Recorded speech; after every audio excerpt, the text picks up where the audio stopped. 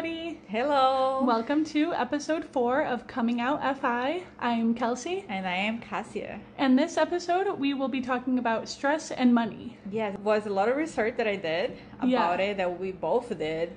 And I was really surprised by some of the stuff we'll be discussing today. Yeah, it was really interesting to see how money interacts with your life in the way that you get stressed about it. It affects your mental health, your physical health, the decisions that you make in terms of your medical care. Exactly. I really think that being wealth is not just about saving money or paying your debts or investing.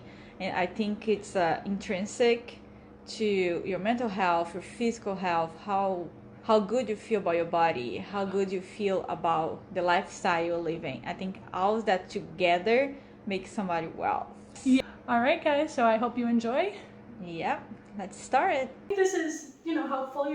We're married, so we can probably talk a little bit about that. Yeah. We've obviously had interactions with finances. Yes. I think because money is such an integral part of your life, right? Yeah, I think as individual and then also as a couple. Yeah. And I think that's what we'll be trying to discuss today here. And I think it's important for people to understand this is kind of our own perspective about this kind of issue, let's say like that. But even though we'll be talking about some psychological research, some census, people need to understand we're not psychologists. So no, definitely. we part from a point of own experience and just sharing some thoughts about it. Exactly. But if people want more insight, understanding about it, they should definitely look for a psychologist's opinion. So today I bring some interesting research for us to discuss about. So today I think it will be interesting to bring some professional perspective to our discussion, not just because in the other episodes we have been bringing blogs and people who live that kind of lifestyle to talk about some subjects. But today I bring some professional point of view, like from the psychology, like APA or something like that. Yes, some PhD students from the psychological field, and also some research by American Census about how people deal with finances and how that can affect that. Okay. I think it'll be interesting. Here we go. So I would like to start with the stress in America. Yeah. There was a survey that was conducted online in the United States by Harris Poll on behalf of the American Psychology Association. APA, okay. Yes, the APA. Between August 4 and 29 of 2014, among 3,068 adults ages above 18 years old, all of them residing in the United States. Okay. So that was kind of the background of the research. So it was all in the 2014. Yes. Okay. Between August. I'm sure things are pretty much either the same or worse now. Mm-hmm. So basically, one of the points that they bring in their conclusion, it seems that parents, younger generations, and those living in lower income households, they have a different experience about stress and money. Okay. Right? So they report higher levels of stress than Americans overall. So here is saying that parents and younger generations living in lower income, okay, they express more high levels of stress than Americans overall. Okay, that kind of makes sense. So especially when it comes to money, and those who have particularly high stress about money are more likely to say they engage in unhealthy behaviors to manage their stress. Yeah, like unhealthy as in drinking or doing drugs or eating bad. Okay. I think we're going to discuss that more detail, but most of them, they eat really bad. Okay. And they avoid going to doctors because that requires money. Yeah. So, but I think right now, I think it's interesting to think that the younger generations and people whose parents, and both of them low income, show the highest level of stress.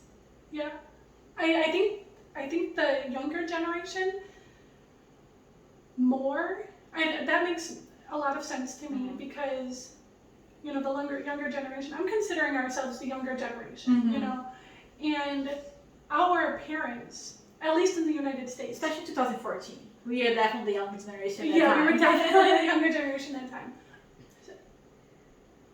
Like our parents, by the time they were 23, 24, they had like 2 kids, a house, like established jobs, you know, they weren't like jumping around and stuff. And, you know, maybe they went to college, maybe they paid completely for college. Yeah. But college was $3,000 a year back then, and you could get by making, like working at a restaurant or working at a fast food place. Like you could get by, you could pay your bills, and, you know, have kids, have a house, get your groceries and everything on a job that you could get in high school. You know, and I think we hear about these things. We see our parents who are like, you know, 23 years older than we are, and you do the math in your head, you're like, wow, I'm 23 now, like, I should have 2 kids and a house by now, and I'm still trying to figure out what I'm doing for my career. Yes. You know? And I think it's interesting to think about 2 things actually. How the cost of living changed so much from their generation to our generation. Oh yeah. And also to think that was so different being 30 years old on their time Yeah. than being 30 years old on our time. Okay, yeah. They even look like, it's interesting because sometimes I'm interested in photography. Yeah. And if you look the photography from the 2000s, from people who were 30 in their time, they look much more older than our generation 30 years old look like. Okay. Because now the 30 years old people are still trying new careers. They're not even getting married. Right. So you look younger. You look more like the 20s. Okay. Just because the lifestyle changed so much. And I think what this research is bringing to our knowledge is that money and stress walk together. Totally.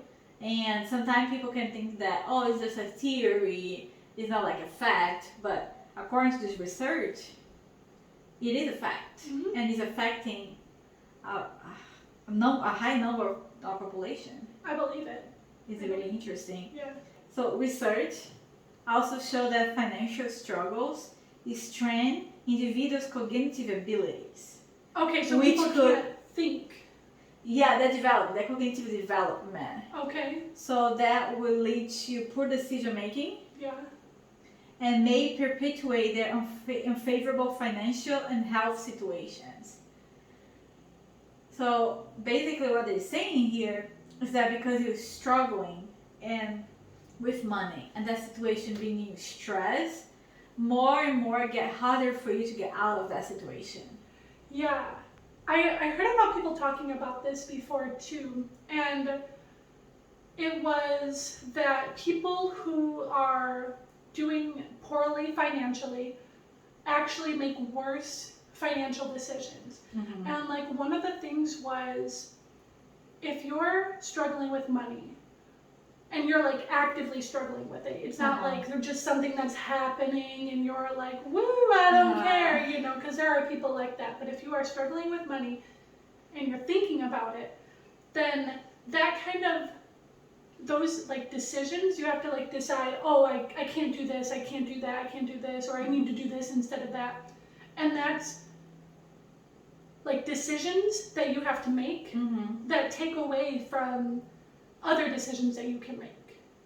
You know, because like you can only make a certain number of good decisions in a day. Like you get fatigued, your brain is just not working that much anymore.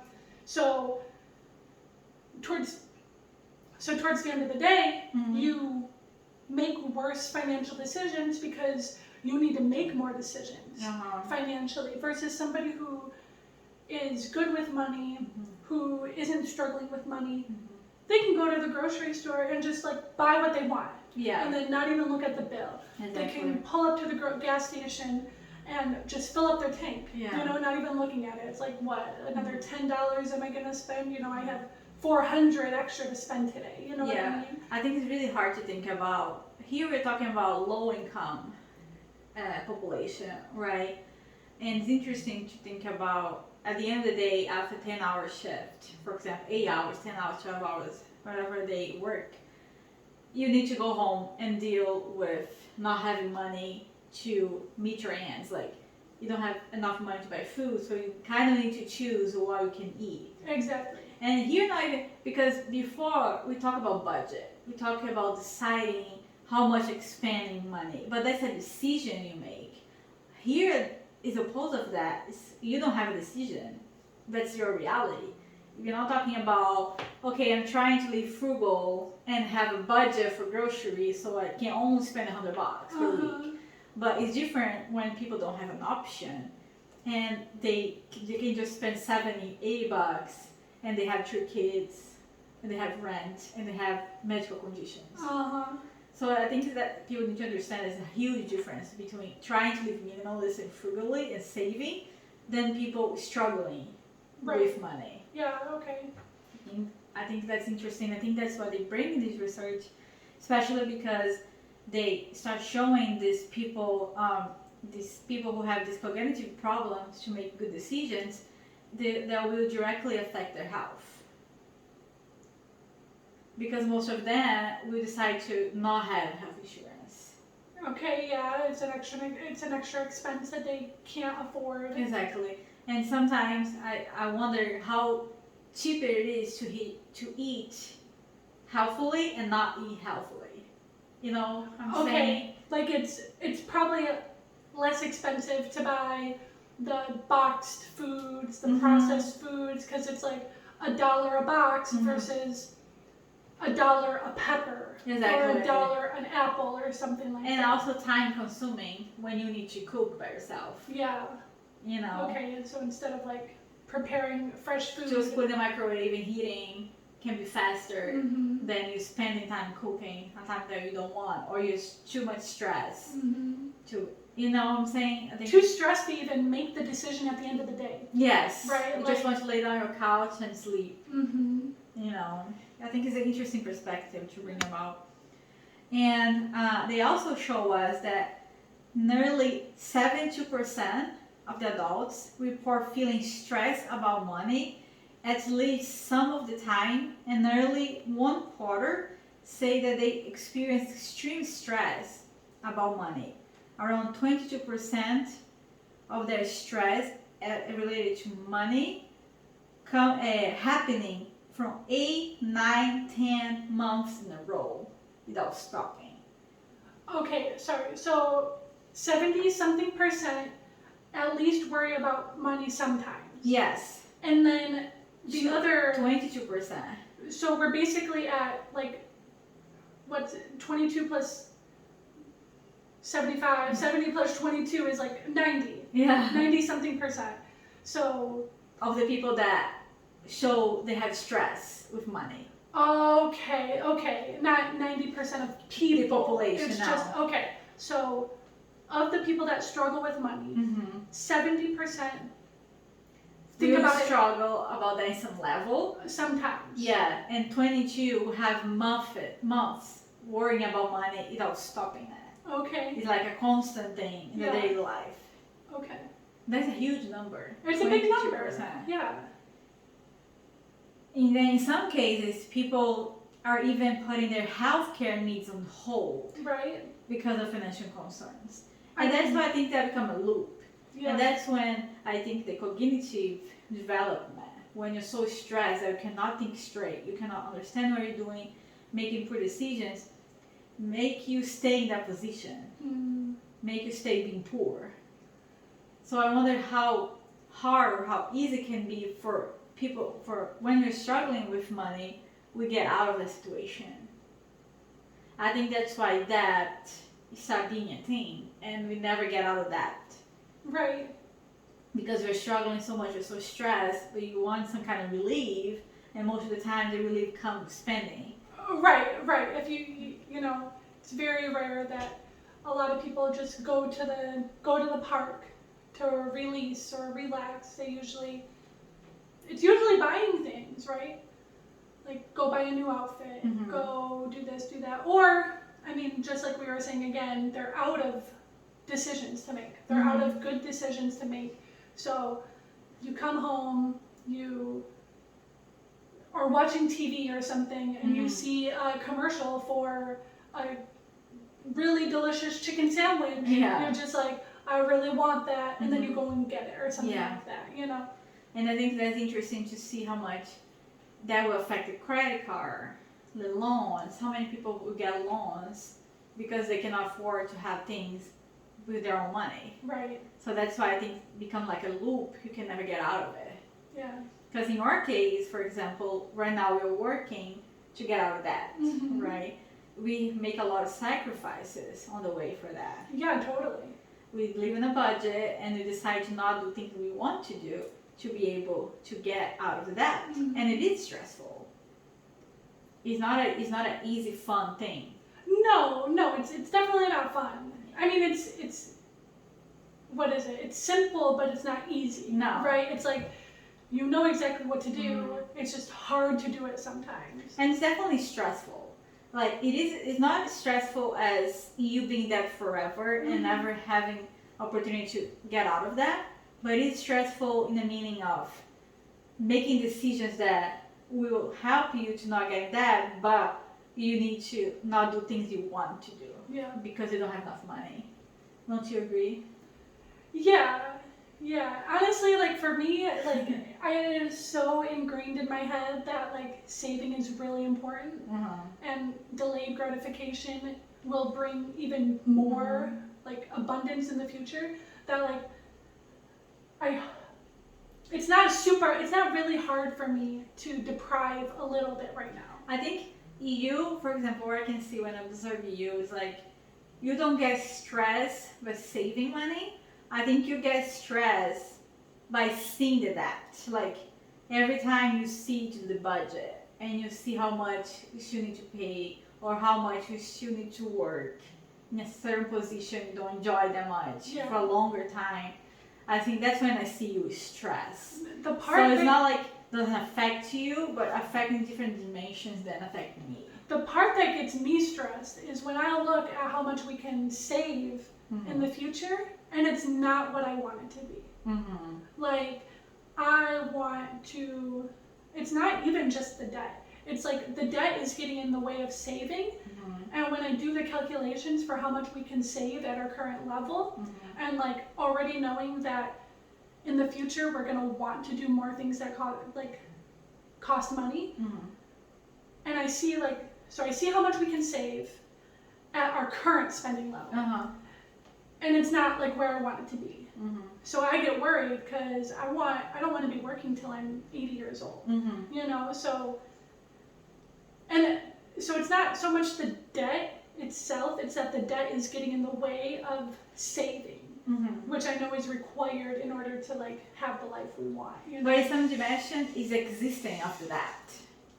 Well, right? So that's why I think it's interesting to see like we can see that stress is related to financials.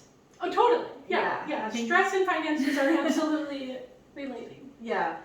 And it's interesting because they say that most of the adults report that they remain the same level of stress for like year after year. Like 59% say that year after year they remain the same level of stress. And 29% say they increase their level of stress during the years. I mean, because they're probably not getting in a better financial situation, Exactly. right? You start worrying about it and you see that it's not getting better, and then you stress out more about it. Exactly. You know? I think that's why it's so important, the creation of this podcast for us. Yeah. Because we see that in high school, for example, we don't have financial education. We don't, but they're starting. That's a good thing. It's really important. And I think it's interesting to be part of this movement where people is talking more about it.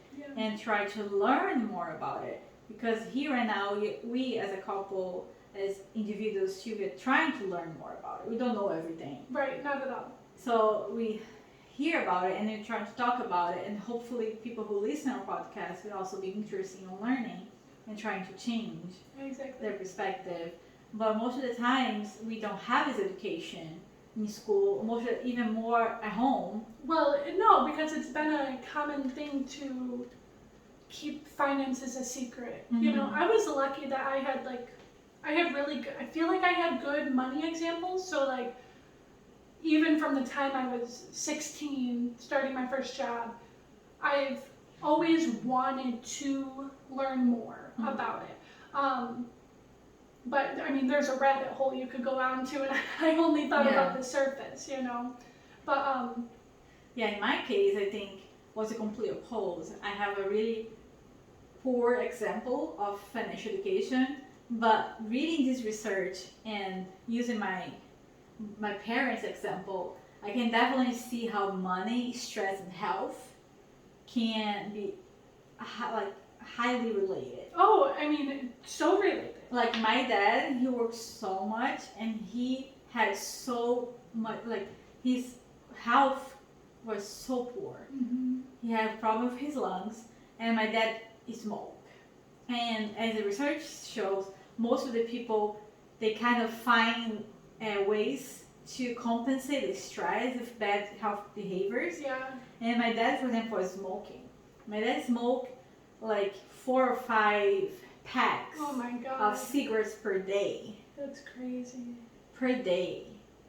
And he was like, I think I was growing up, I never saw my dad eat out a cigarette in his hands. Okay. Wow. As an image I have of my dad. Always with cigarette in his fingers. Just chain smoking. Constantly smoking. Oh wow. And I remember he saying, I only stop when the doctor tell me I don't have an option.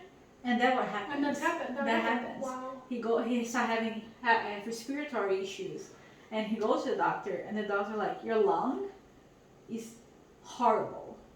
You have a choice right now. If you want to live longer, stop smoking like today.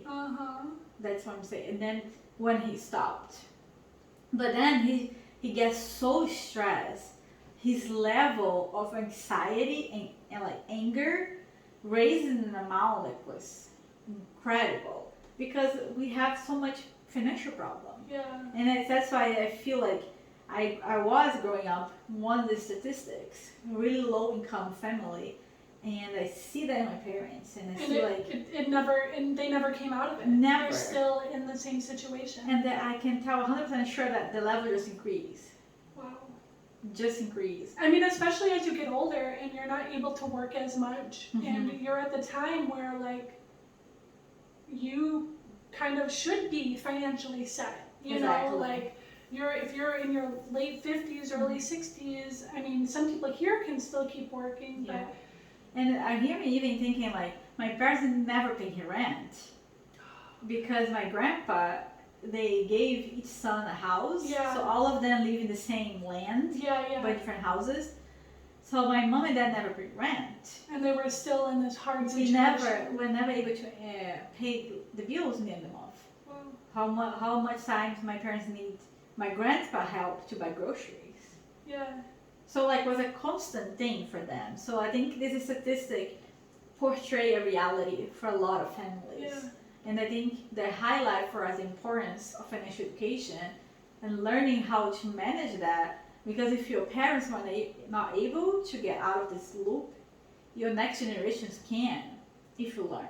Totally. I think that's interesting to discuss about it.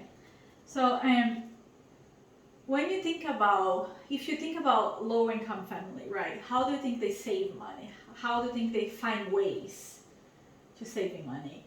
I think United States was something that was really different from my culture in Brazil, was the use of a coupon.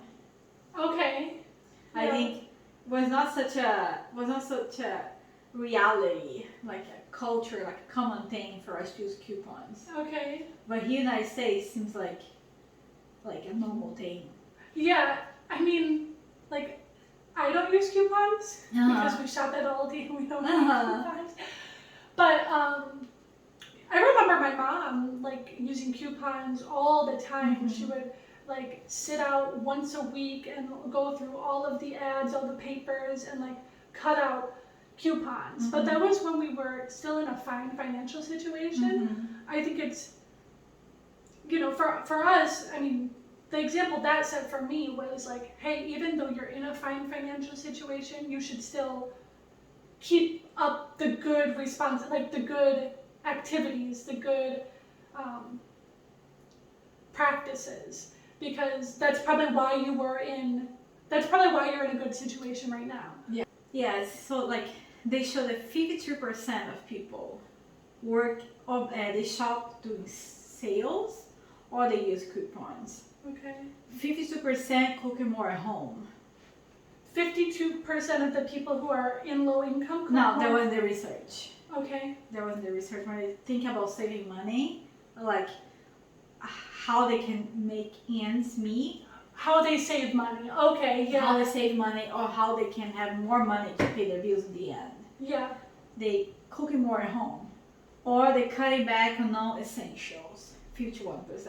And I think that's something we also bring when we're talking about budgeting and saving, right? I think even from people who's not researching constantly about it, they also see that as a way to have more money at the end of the month. Yeah. Once they realize where their money is going, like if you go to a restaurant every week or like twice a week or whenever you feel like it, and you don't keep track of it, you don't really realize how much you're spending. Exactly. Right? You can just be like, oh, it's $6 a day, it's fine, but like that adds up, you know? Exactly. And then the prices of everything goes up right now. Of course. Price of food, price of beverages. And if you think every time you go in a restaurant, you need to increase 20% of the price for tips, I think it's like they have the right to have the 20%.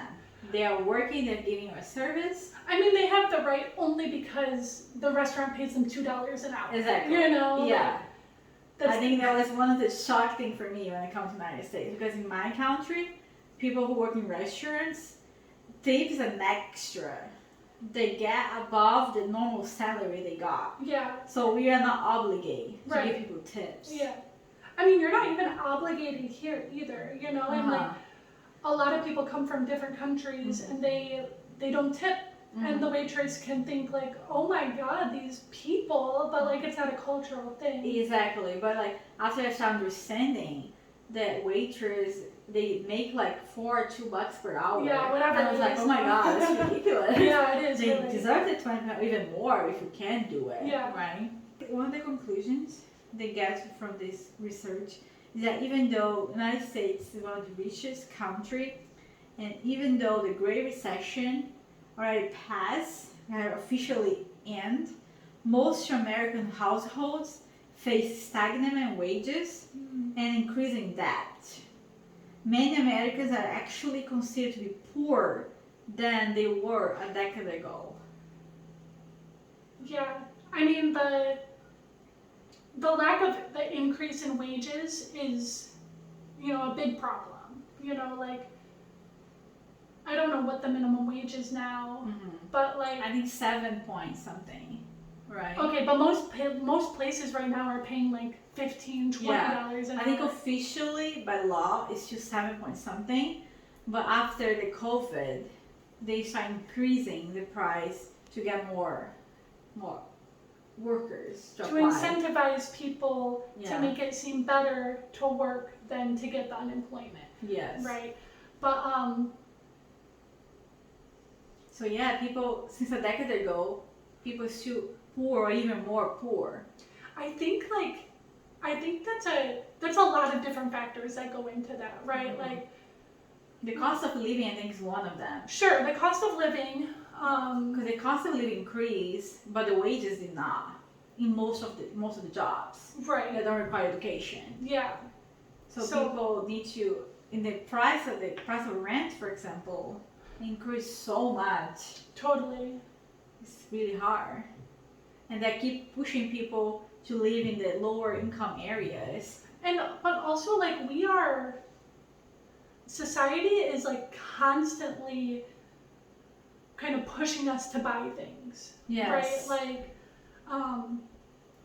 I mean, the fact that people who maybe, I mean, they complain about their money here, they complain about their money there, but they go out and buy, you know, the brand new iPhone just because it's the status symbol, you know, or they have the brand new shoes that are like, I don't know how much money, but like, we are constantly being pushed to buy.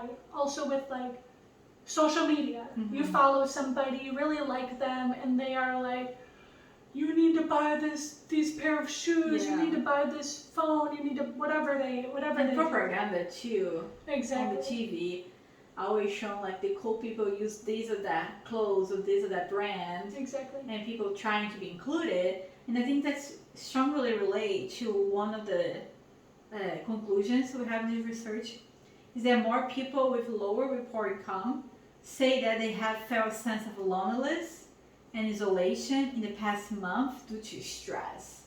Yeah. Because more stress you get, less you want to be social.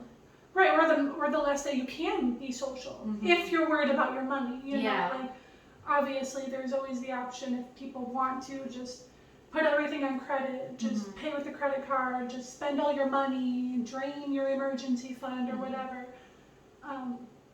But yeah, I mean, I think it's really important to start understanding how important it is for your health, for quality of life. Yeah. Learning how to manage your money. And I think that kind of starts with, you know, before you are super stressed about money, before you're like, you know, you feel like you can't pay your next mortgage payment or your rent payment, whatever, your car payment, start learning about it and start doing, like taking small steps every day to kind of set yourself up so that you're never in that position. You know, I mean, it's kind of hard once you're already in it and you're in that cycle of like being like not being in a good financial situation, and then you have to make all these decisions to try to make more money or like spend less money, and then you don't even know what to do with your money. Exactly. You know, you might think that going to McDonald's and getting like, you know, the deal, whatever deal they have, is better for you, but like financially wise, better financially, but it would actually be better if you just threw some chicken in a crock pot and let it go overnight, and then you have that for the rest of the day. You know what I mean?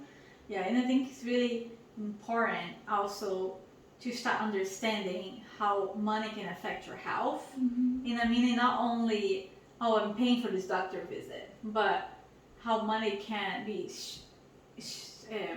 strongly related to mental health. Yeah. And one of the research say a lot of people decide, like they make the decision to not go to a doctor, even if they're in pain or even if they know they have a condition, just because they know they cannot afford. I mean, I feel like that happens even with like us, who we're not in a horrible financial situation, but it's still the idea like, oh, I go to this doctor's visit, this 30-minute doctor's visit, and I'm going to pay $200. You know, it's almost like, why go? You know, I can just like deal with whatever I'm dealing with and like hope it goes away. Yeah. But I think that's a whole other issue, that the cost of healthcare here is also a big thing. It's also a big problem. But I think in this episode was just interesting to discuss about the importance of the importance of understanding how money and stress can be related. Yeah. And if you understand that and you start making better decisions for yourself and trying to not be statistically in the group that continues in the loop year after year, you can now start making decisions, even smallest ones, to get out of the situation. Right. Because lower income sometimes is not an option, but saving and trying to get in a better position could be an option. Yeah. Sometimes just knowing the statistics, knowing that, hey, if you get in a low income area and you're struggling, like there's a potential to be in a loop for to always be in there. But I think sometimes just knowing that, I mean, I guess it could go either way. Some people could be like, oh, this is the way it is. I'm just going to be in this loop. But some people, which it was probably going to happen anyways, you know, and like if there is a loop, there's a loop. People are going to be in it sometimes. But other people can be like, I'm not going to be in that loop. Like, what can I do? Exactly. You know, and I think it's important to understand that we know that sometimes it's really hard, and we know how hard it is to live in a low income, having a lot of situations that needs your attention and money, and as further as you can work, as harder you can work, is never able to afford something good for yourself, for your family, as you should, or as you want to.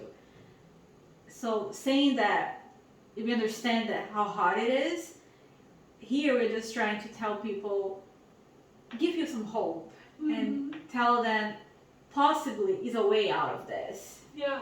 And maybe they can find a way out of this if they just think differently and start seeing the situation in a different point of view or perspective.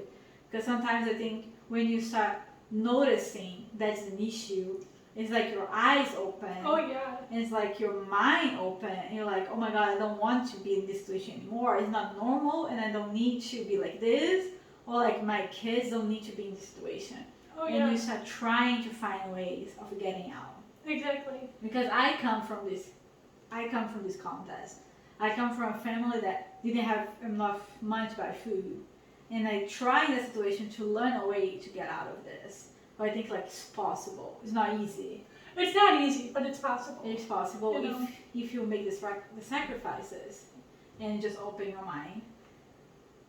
So I think that was an interesting episode. Yeah, it's interesting to see that there's like actual research on it. You know, it's not something that's in your head. Yeah. It's not just you being like, sometimes when I'm like stressing about money and I'm worried like, oh, we're not going to be able to save this much, save that much, you know, where I'm kind of looking at the opposite, you know, not like, oh, how do I get out of this hole? Like, I already know we're going to get out of the hole of debt. But sometimes I think, oh my God, I'm just obsessed with money. But it's good to know that there's actually research on it that shows that money does bring stress. Money does impact a lot of people. Impact your quality of life or health. Exactly. So, you know, so for people who are maybe feel like they're worried too much about money, like maybe if you didn't worry so much about money, you wouldn't be in the, if you're in a good situation, you might not be in the good situation you're in, you know, but. Or at least be in a path to being in a good situation. Exactly, on the path to be in a good situation. So, alright, so if you enjoyed this episode, I would like to invite you to subscribe to our YouTube channel, where you can see the video of us recording this episode. Yeah, if you want to see my face, if you want to see our faces or my face. Yeah, so the YouTube channel is coming out at 5. Yep. You can subscribe and like the video and share. That will help us a lot. All right. And then we'll see you in the next one. Bye. Bye.